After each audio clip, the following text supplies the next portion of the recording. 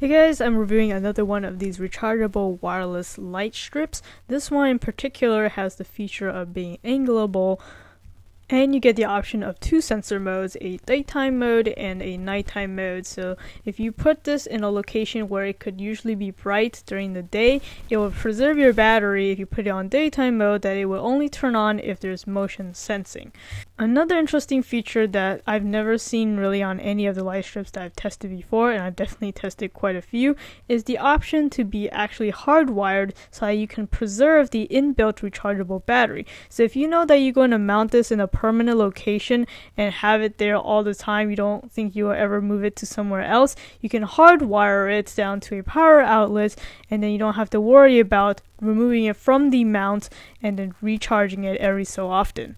Hardwiring requires the use of its proprietary little cylindrical cable, as you can see here. So out of the box it comes with two cables, that proprietary charging cable and then the regular micro USB for when you're recharging the battery. So I did make that mistake when I first unboxed it. I only saw one cable, the proprietary one, attempted to charge up the battery using it, and I noticed there was no LED indicator showing that it was receiving charge or anything like that.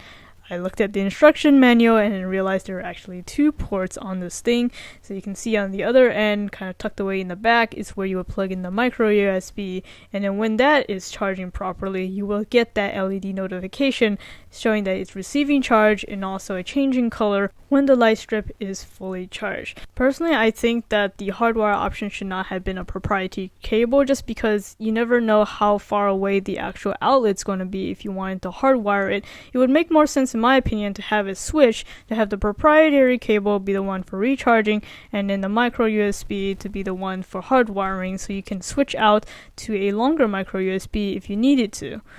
Another little design flaw in my opinion is the fact that the labels for the two switches are not very clear. It's the same color as the body of the light unit. There's one switch that controls on, off, and auto. Most likely you want it in auto mode for the motion sensing.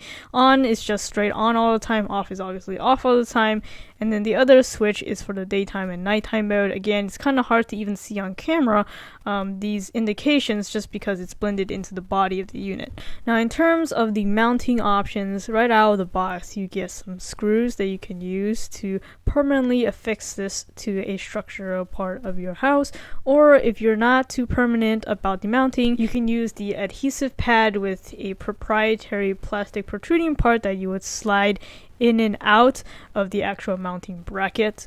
Though this method is definitely a much tighter fit, and I can imagine that the adhesive would eventually wear off and might tear off if you have to consistently have to remove the light from the mount in order to recharge. So that's something to keep in mind. I would say this particular design would make this light strip a more of a permanent fixture than one that you may consider removing it every now and then from a different location. So this particular light strip I would say is geared more towards a location where people are not really going to see it too much. It's a little bit of an eyesore in my opinion. So the battery life is rated to be a couple months. From my experience, it's more like a couple of weeks, but it's still pretty good. And of course, this will vary greatly depending on how often this needs to be turning on and off.